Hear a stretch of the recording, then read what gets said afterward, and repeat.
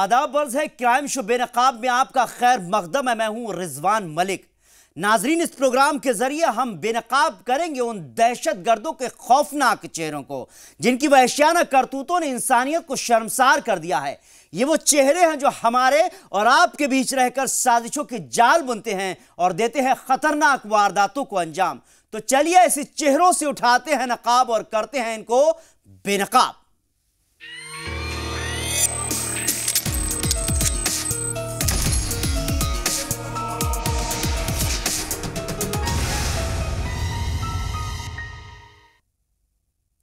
पूरा मुल्क यौम जमहूरियत की खुशियां मना रहा था।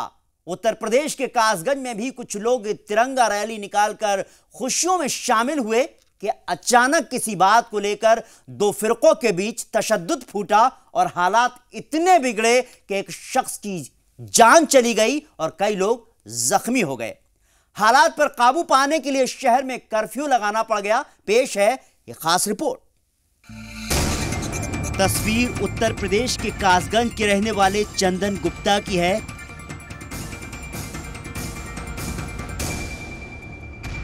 यौम जमहूरियत के दिन तिरंगा रैली निकालने के दौरान दो फिरकों के बीच तशद्दुद भड़का और उसका खामियाजा चंदन को उठाना पड़ा। चंदन की मौत की खबर आग की तरह फैली और फिर कासगंज और उसके आसपास जो हुआ उसे देखकर हर कोई सहम गया।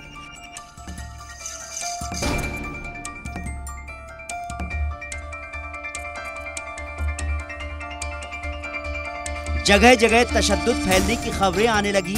बाजार बंद हो गए, सड़कों पर आगजनी शुरू हो गई, गाड़ियों को तोड़ा जाने लगा तो पुलिस ने हुड़दंगियों को काबू करने के लिए एड़ी चोटी का जोर लगा दिया।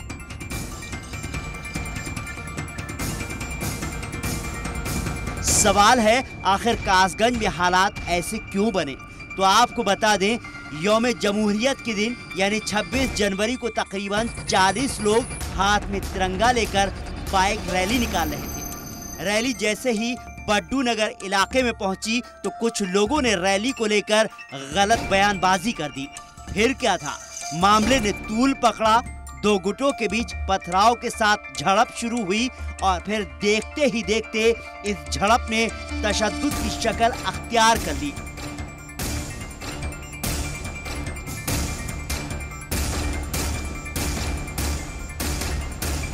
वारदात के बाद कुछ लोगों ने कोतवाली का घेराव कर दिया। नारेबाजी होने लगी, जिसके बाद शहर में कई जगहों पर पत्थरबाजी और आगजनी की वारदातें होने लगी। इस दौरान दोनों गुटों के बीच फायरिंग भी शुरू हो गई। गोली लगने के चलते नदरई गेट के चंदन की मौत हो गई तो कई लोग जख्मी हो गए। हालात बिगड़ते देख कासगंज में कर्फ्यू लगा दिया गया। तशद्दुद फैलाने वाले कई लोगों को गिरफ्तार भी किया गया।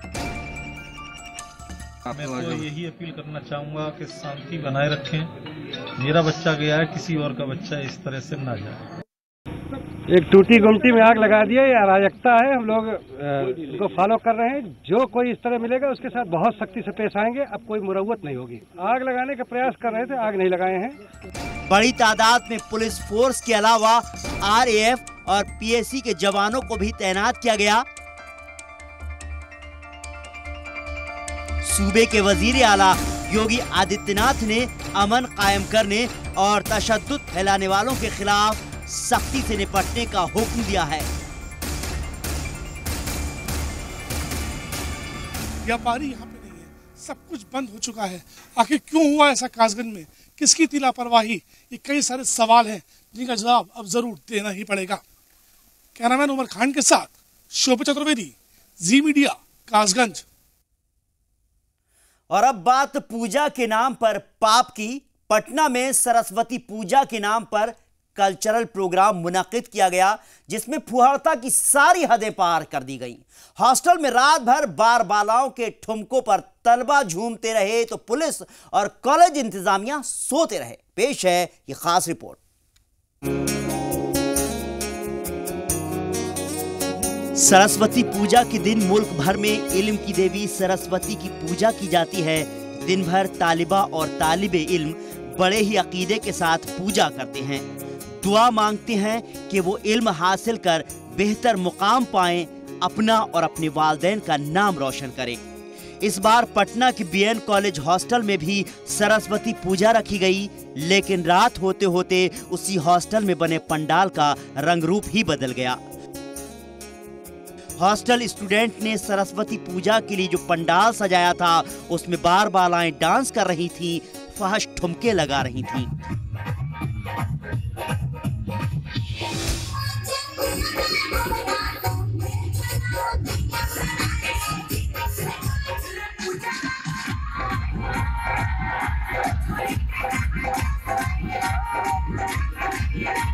तो तलबा उनके ठुमकों का लुत्फ उठा रहे थे, वीडियोग्राफी की जा रही थी।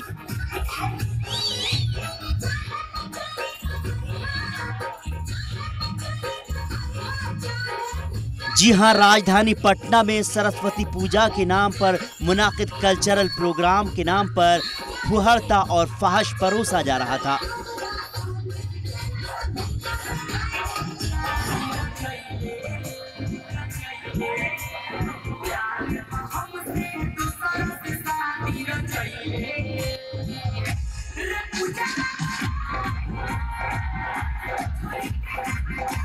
बार बालाओं के ठुमके जारी रहे तो तलबा उनके ठुमकों पर झूमते रहे।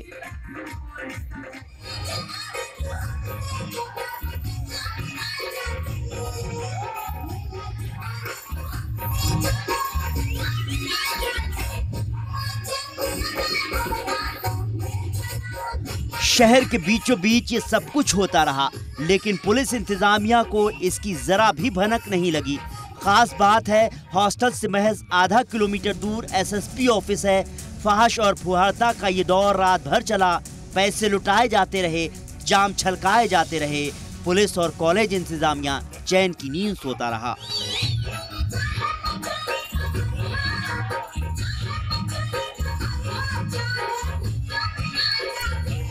खास बात है, इस प्रोग्राम के ऑर्गेनाइजर कोई और नहीं, कॉलेज के ही तलबा थे, जिन्होंने दिन भर जज्बे के साथ मां सरस्वती की पूजा की थी और रात में फहशता के रस में सराबोर हो गए। हॉस्टल में परोसी गई इस फुहरता का जब वीडियो वायरल हुआ तो पुलिस और कॉलेज इंतजामिया नींद से जागा। कॉलेज इंतजामिया ने प्रोग्राम को लेकर अपनी ही सफाई दी। जागरण के लिए कहा गया था और मंच बनते हैं, लेकिन उसका प्रयोग सिर्फ पूजा से संबंधित होता है। लोग आते हैं, अपने विचार देते हैं। मैं खुद बहुत छात्रावास में गया, छात्र लड़के पूछते हैं, आशीर्वाद देते हैं, लेकिन रात में इन्होंने इसका दुरुपयोग किया है, जिसके कई प्रमाण आए हैं, इसलिए इस पर कार्रवाई होगी। और क्या, बिल्कुल कार्रवाई। कॉलेज इंतजामिया भले ही जो भी दलील दे, लेकिन पूरे मामले में प्रोग्राम को ऑर्गेनाइज करने वाले तलबा तो जिम्मेदार हैं ही। कॉलेज इंतजामिया, यूनिवर्सिटी इंतजामिया और लोकल एडमिनिस्ट्रेशन भी कम जिम्मेदार नहीं है।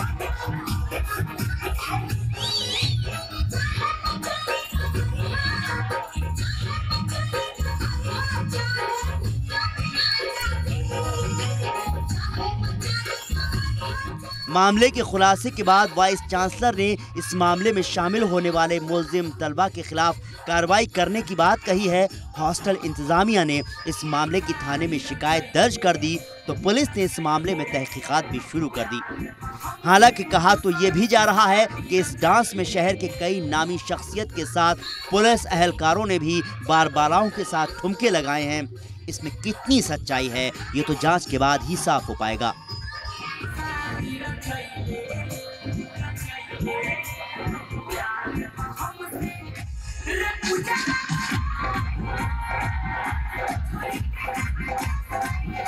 रुपेंद्र श्रीवास्तव, जी मीडिया, पटना।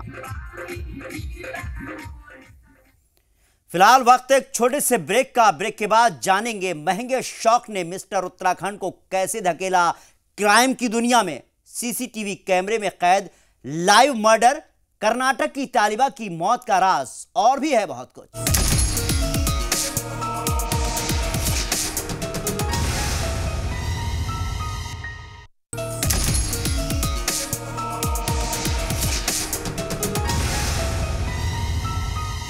क्राइम शो बेनकाब में आपका खैर मकदम है। डांस के शौक के चलते उसने खूब नाम कमाया। वो मिस्टर उत्तराखंड भी चुना गया। अपने महंगे शौक और गर्लफ्रेंड के खर्च उठाने के लिए उसने गलत रास्ता अख्तियार कर लिया और फिर दिल्ली के इस डांसर पर लग गया कभी ना मिटने वाला दाग। पेश है ये खास रिपोर्ट। दिल्ली पुलिस की गिरफ्त में आया अदनान और इसका दोस्त राम है। डांस का शौकीन अदनान मिस्टर उत्तराखंड रह चुका है। डांस इंडिया डांस और झलक दिखला जा जैसे बेहद मशहूर प्रोग्राम में परफॉर्मेंस दे चुका है। कब अरेस्ट किया सर? अदनान किसको? अदनान खान।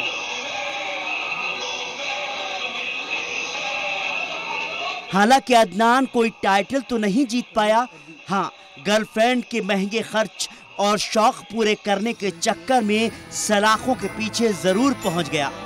अदनान पर अपने कुछ साथियों के साथ मिलकर 11 दिसंबर 2017 की आधी रात को दिल्ली के द्वारका में पिज्जा हट आउटलेट से 3.5 लाख रुपए की लूट का इल्जाम है। मुलजिमों की करतूत सीसीटीवी कैमरे में भी कैद हो गई थी, लेकिन सभी ने अपने चेहरे ढक लिए थे।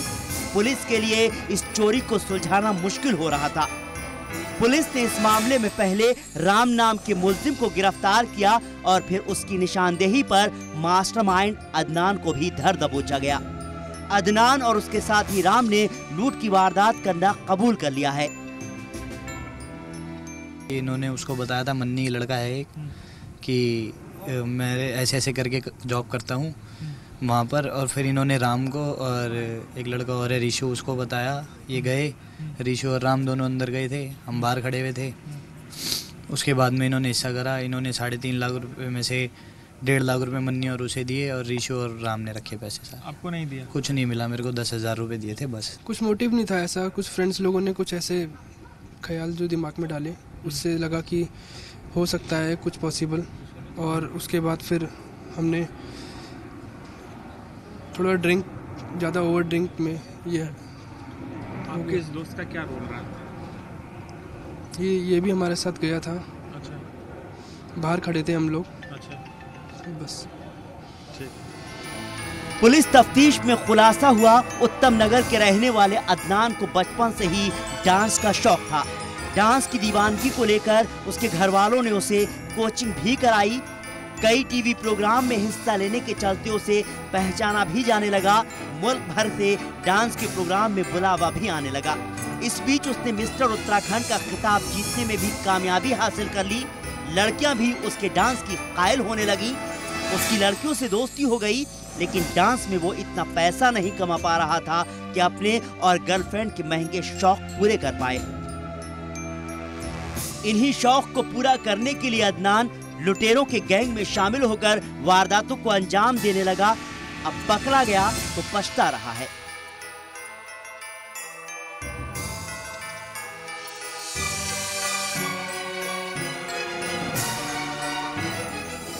हाँ, मुझे तो लगता है कि मुझसे गलती हो गई, बहुत बड़ी गलती हो गई, लाइफ की सबसे बड़ी गलती। अब अदनान भले ही अपने किए पर पछता रहा हो, लेकिन उसने जो गुनाह किया है वो भी न मिटने वाला दाग है। अदनान के गैंग में कितने लोग शामिल हैं और अब तक कितनी वारदातों को अंजाम दिया है, पुलिस तफ्तीश में जुट गई है।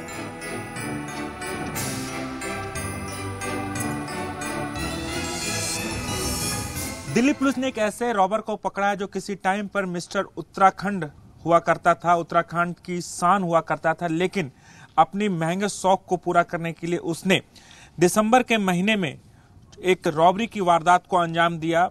डोमिनोज में पिज्जा है, वहां पर ये सेक्टर 12 में, वहां पर ये रॉबरी करने के लिए पहुंचा और अपने साथियों के साथ, और लगभग 3,45,000 के करीब इसने रॉबरी की वारदात को अंजाम दिया। इस पूरे घटना में इसके 3 और साथी थे, जिसमें से एक और साथी जो विजय, जो कभी उसी कंपनी में डोमिनोज पिज्जा में काम करता था। इसी के आइडिया के बाद जो ये शख्स है, आप देख सकते हैं, ये डांसर है, बहुत अच्छा डांस करता है और कई डांस प्रतियोगिता में भी इसने पार्टिसिपेट किया है। मिस्टर उत्तराखंड रह चुका है। उसके बावजूद जो जानकारी मिल पाई है पुलिस सूत्रों के हवाले से कि गर्लफ्रेंड का शौक पूरा करना, और चूंकि इसे मुंबई में अपना परफॉर्म करना था, वहां जाके एक बड़ा आर्टिस्ट बनना था, इसे संघर्ष नहीं करना पड़े, इसलिए इसने पैसे इकट्ठा करने की सोची और इसके लिए सबसे आसान तरीका था रॉबरी करना और इसी के तहत इसने रॉबरी की वारदात को अंजाम दिया, लेकिन ये पुलिस के हत्थे चढ़ गया।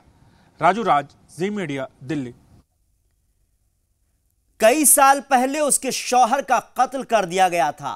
वो और उसका बेटा इस कत्ल के चश्मदीद गवाह थे। इससे पहले कत्ल मामले में दोनों की गवाही होती, मौत ने मां और बेटे का पीछा किया, सुला दिए गए मौत की नींद। वारदात उत्तर प्रदेश के मेरठ में अंजाम दी गई है।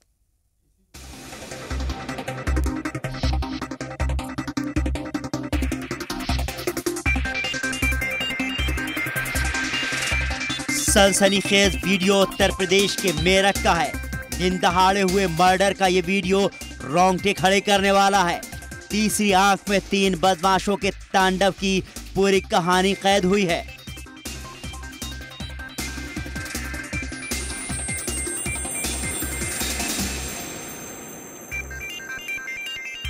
चौबीस जनवरी 2018, 2 ख्वातीन हर खतरे से अनजान चारपाई पर बैठी हैं।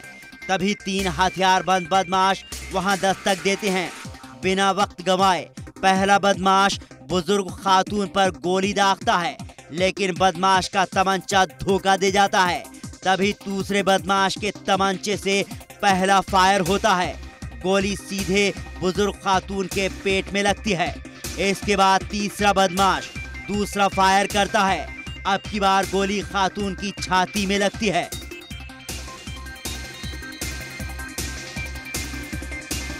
पच्चीस सेकंड के अंदर 1 नहीं 2 नहीं पूरी 9 गोलियां खातून पर दागी जाती हैं।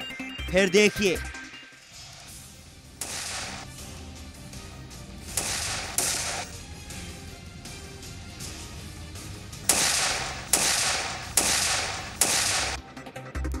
एक के बाद एक 9 गोलियां कितनी नजदीक से बुजुर्ग खातून पर बरसाई जा रही हैं।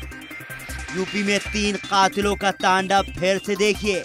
ये पहला फायर, फिर दूसरा फायर, तीसरा, चौथा, 5वां, 6वां, 7वां, 8वां और फिर 9वां फायर। 9 गोलियां लगने के बाद घाट पर बैठी खातून दम तोड़ देती है। दूसरी तरफ खड़ी एक खातून लाइव मर्डर की पूरी वारदात को देखकर सन्न रह जाती है। बदमाश इस खातून से कुछ बात करते हैं, शायद उसे वहां से जान बचाकर भागने की धमकी देते हैं। खातून बिना वक्त गवाए वहां से भाग जाती है। सीसीटीवी में कैद लाइव मर्डर की ये पूरी वारदात मेरठ के परतापुर थाना इलाके के सोरखा गांव की है, जहां 24 जनवरी को पहले 79 कौर नाम की खातून का 3 बदमाश दिन दहाड़े गोली से भूनकर कत्ल कर देते हैं और फिर गांव के बाहर बुजुर्ग खातून के बेटे बलविंदर उर्फ भोलू को भी गोली से भून दिया जाता है। वारदात का इल्जाम मरने वालों के खानदानियों पर ही है। पूरे मामले पर गौर करें तो अक्टूबर 2015 में जमीन तनाजे के चलते बुजुर्ग खातून के शौहर नरेंद्र सिंह का कत्ल कर दिया गया था। वारदात का इल्जाम नरेंद्र के भतीजे मालू उर्फ शोबीर, मांगेराम समेत कई लोगों पर लगा था। मालू को पुलिस ने गिरफ्तार कर लिया था तो बाकी मुलजिम फरार थे। नरेंद्र कत्ल मामले में उसकी बीवी 79 कौर और बेटा बलविंदर उर्फ भोलू गवाह थे। 25 जनवरी को मामले में मां और बेटे की गवाही थी।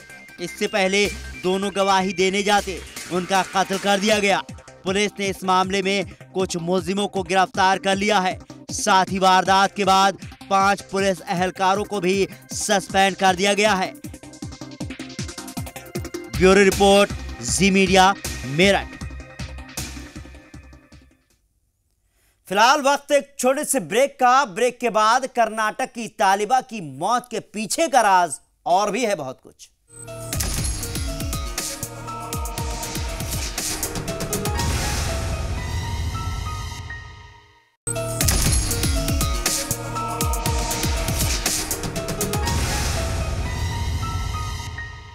ब्रेक के बाद आपका खैर मकदम है। आप देख रहे हैं क्राइम शो बेनकाब। बात कर्नाटक की उस तालिबा की जिससे उसके स्कूल का टीचर परेशान करता था।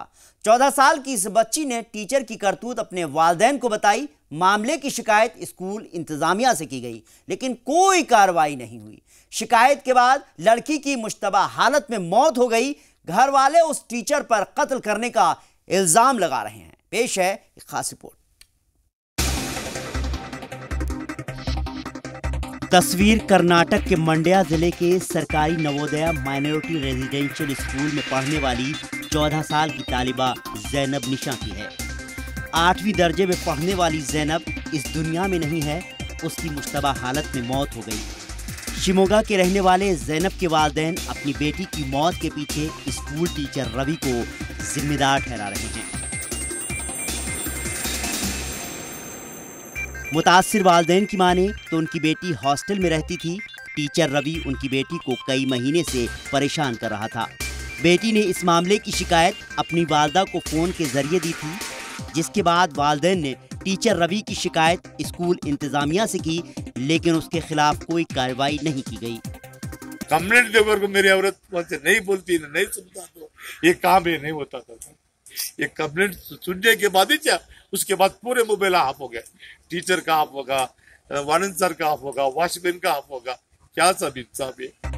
जैनब की मां का इल्जाम है शिकायत से नाराज होने पर रवि उनकी बेटी को स्कूटर पर कहीं ले गया और फिर वो जिंदा वापस नहीं लौटी। 6:30 के बाद आप आया, बच्चे को जरा ये होता है, बच्चे क्या की जरा का है, बच्चे की तबीयत जरा बिगड़ता है, तुम्हें आओ। नहीं, बच्चे की तबीयत बिगड़ आओ, तब बोलते हैं मंजे भर मेरा बेटी क्या हुआ, बोलकर क्या भी नहीं, तुम्हें आओ।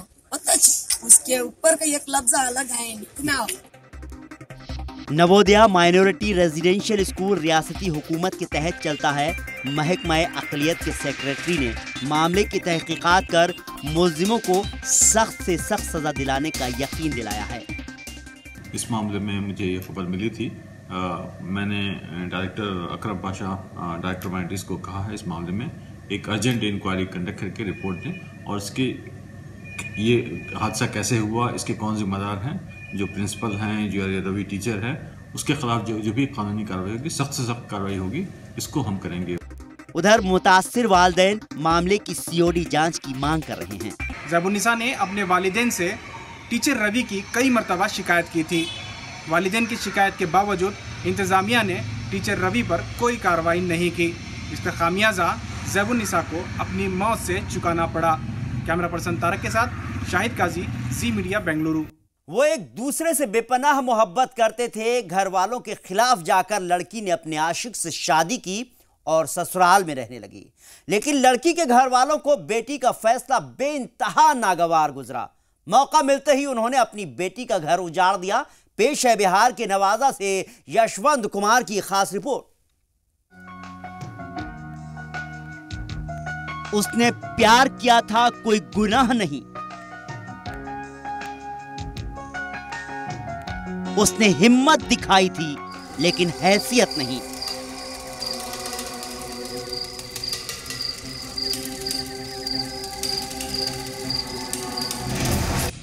उसने 7 जन्म तक साथ रहने की कसम खाई थी।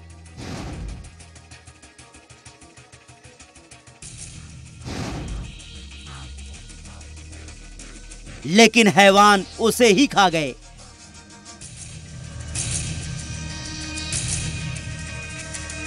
वो हार गया। वो अब इस दुनिया को अलविदा कह गया। लव मैरिज से खार खाए लड़की के घर वालों ने उसके शौहर का पीट पीट कर कत्ल कर दिया, जिस बात से लड़की के मायके वाले नाराज थे और इस बात की मुखालफत कर रहे थे। मुतासिर बीवी के मुताबिक वारदात वाले दिन वो अपने शौहर के साथ शृंगी पर्वत पर लगे बसंत पंचमी का मेला देखने गई थी। मेला देखने के बाद वो रात में अपने घर से हरदिया लौट रही थी। इसी दौरान हरदिया डैम के नजदीक उसे और उसके शौहर को घेर लिया और मारपीट शुरू कर दी गई। वो किसी तरह भागकर घर आई। इस बात की खबर घर वालों को दी, लेकिन जब वापस वहां पहुंची तो देखा कि उसके शौहर की सांसें चल रही थीं। लेकिन घर ले जाने के दौरान उसके शौहर की मौत हो गई। हत्या हो गई है। उनकी पत्नी के द्वारा लिखित आवेदन दिया जा रहा है, उसके बाद कार्रवाई की जाएगी। फिलहाल पुलिस ने लाश का पोस्टमार्टम कराकर घर वालों को सौंप दिया। यशवंत कुमार सिन्हा, जी मीडिया, नवादा। तो बेनकाब में आज बस इतना ही। क्राइम से जुड़ी कुछ और सनसनीखेज वारदातों के साथ हम फिर हाजिर होंगे। हमें दीजिए इजाजत।